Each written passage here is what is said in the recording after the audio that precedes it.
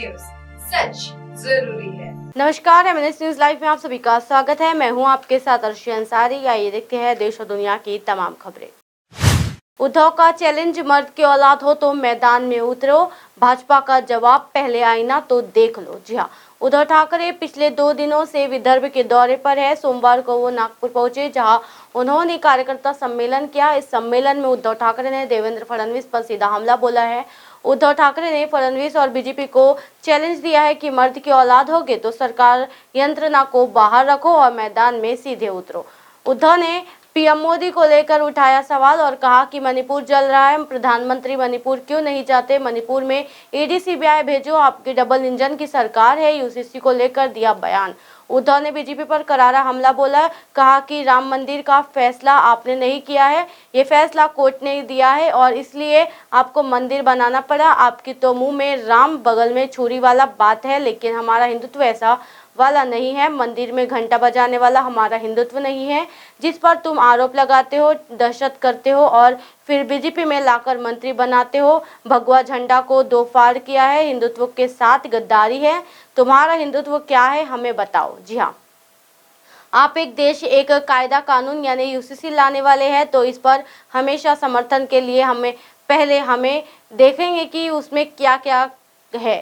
देवेंद्र फडणवीस पर लगाया आरोप, आज की तारीख में गुजरात में 40,000 लड़कियां लापता है। ऐसा हम नहीं कह रहे हैं, ये एनसीआरबी की रिपोर्ट्स बताती है। महाराष्ट्र में ये तीसरा भी उप मुख्यमंत्री बना सकते हैं। 2014 में चाय पर चर्चा की बहुत हो रही है, इसे लेकर गाजा बाजा हुआ है। अब हो जाने दो चर्चा, ऐसे भी कार्यक्रम होना चाहिए। उद्धव ने देवेंद्र फडणवीस की ऑडियो क्लिप बजाई और कहा कि ये नागपुर की लिए कलंक है। भाजपा ने कहा, पागल हो गए हो आप। महाराष्ट्र बीजेपी ने ट्वीट कर उद्धव ठाकरे के आरोपों का जवाब दिया। बीजेपी ने कहा, उद्धव जी, हमारे नेता माननीय देवेंद्र फडणवीस पर नागपुर का कलंक वाली गंदी टिप्पणी करने से पहले अपने आप चेहरा आईने में देखा होता तो आपका अपना कलंकित और भ्रष्ट चेहरा दिखाई देता।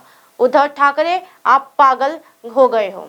जी हाँ, बीजेपी के नेता, अगर मर्द की औलाद है तो जैसी सड़क छाप भाषा का इस्तेमाल सिर्फ आप ही कर सकते हैं। जब आम आदमी पागल ला जाता है तब उसे मर्यादा याद नहीं रहती है। आप महाराष्ट्र पर कलंक है। पागलों के अस्पताल में आपका इलाज करने की जरूरत है। इस कलंकित रोग से आप शीघ्र स्वस्थ हो जाओगे। जेपी नड्डा ने 2024 के लोकसभा चुनाव में दक्षिण भारत के भाजपा नेताओं को दिया 85 सीटों का लक्ष्य। 2019 में मिली थी 55 सीटें। जी हाँ, भारतीय जनता पार्टी के अध्यक्ष जगत प्रकाश नड्डा ने 2024 के आम चुनाव के मद्देनजर पार्टी का दक्षिण भारत में लक्ष्य निर्धारित कर दिया है। जानकारी के अनुसार महाराष्ट्र भाजपा प्रमुख जेपी नड्डा ने साल 2019 के आम चुनाव में मिले 55 सीटों के मुकाबले अगले साल होने वाले लोकसभा चुनाव में दक्षिण भारत से 85 सीटें जुटाने का लक्ष्य रखा है। जी हाँ, रिपोर्ट्स के अनुसार जेपी नड्डा के साथ हैदराबाद में पिछले सप्ताह आयोजित हुए पार्टी की महत्वपूर्ण बैठक में हिस्सा लेने वाले नेताओं ने बताया कि पार्टी प्रमुख नड्डा ने दक्षिण भारत के भाजपा नेताओं को साल 2019 में पार्टी को मिली 55 सीटों से कम 30 अधिक सीटें जीतने को कहा है। खबरों के अनुसार पिछले हफ्ते हैदराबाद में संपन्न हुई 3 क्षेत्रीय बैठकों की श्रृंखला में 11 राज्यों में केंद्र शासित प्रदेश इकाइयों में हैदराबाद भाजपा के पदाधिकारियों ने भी हिस्सा लिया था। उसी बैठक में शामिल एक वरिष्ठ नेता ने कहा कि पार्टी प्रमुख नड्डा ने 2024 के लोकसभा चुनाव में 85 सीटें जीतने की रूपरेखा तैयार करने और कुछ दिनों में रिपोर्ट्स पेश करने के लिए कहा है। कांग्रेस नेता खंडेला के विवादित बयान का वीडियो वायरल, कहा, रोज ही मरते हैं लोग, कोई डूबकर तो कोई। जी हाँ, राजस्थान विधानसभा चुनाव में कुछ ही महीने बाकी है। इसी बीच अशोक गहलोत सरकार में किसान आयोग के अध्यक्ष महादेव सिंह खंडेला ने एक ऐसा बयान दिया है जिसमें कांग्रेस के सामने संकट खड़ा हो सकता है। महादेव सिंह खंडेला ने डूबकर मरने वाले पर ऐसा बयान दिया है जिसमें नया बवाल खड़ा हो गया है।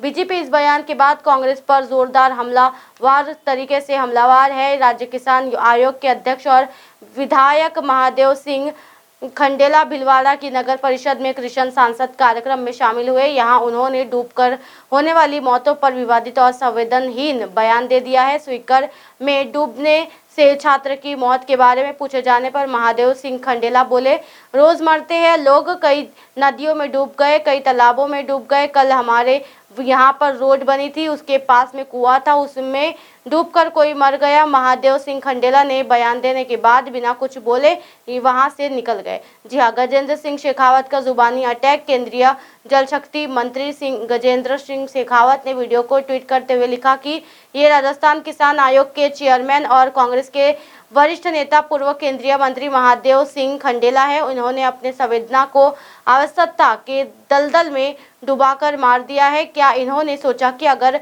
जान गंवाने वाले उस सब बच्चे के माँ बाप की जगह से खुद होते तब भी क्या वही प्रतिक्रिया देते? राजस्थान किसान आयोग के अध्यक्ष और निर्दलीय विधायक महादेव सिंह खंडेला ने सीकर में बारिश के पानी में भरे एक गड्ढे में 17 वर्षीय कोनिक छात्र के डूबने की घटना के 2 दिन बाद सोमवार को मीडिया के सामने इस मामले को लेकर विवादित बयान दिए हैं। इसके बाद नया बवाल खड़ा हो गया है। लोग रोज मरते हैं। महादेव सिंह खंडेला भीलवाड़ा में एक कार्यक्रम के दौरान शनिवार को सीकर में नवलगांव रोड पर हुई घटना के बारे में पत्रकारों के सवालों का जवाब दे रहे थे। उस समय उनकी जबान फिसल गई। पार्टी के प्रदेश अध्यक्ष गोविंद सिंह डोटामरा को और कांग्रेस विधायक राजेंद्र पारिक के बीच हुई नोकझोंक को लेकर महादेव सिंह खंडेला में सवाल किया गया तो ये बोले कि विवाद जैसी कोई बात नहीं है। दोनों स्पीकर में समस्या के समाधान का रास्ता अलग अलग बता रहे थे, बस समाधान का टाइम अलग था। उस बैठक में मैं भी मौजूद था। इसी तरह की दिन भर की तमाम बड़ी खबरों से फिर कराएगी आपका रूबरू। तब तक देखते रहिए MNS न्यूज नेटवर्क। मेरे साथ यानी अर्शी अंसारी के साथ। नमस्कार।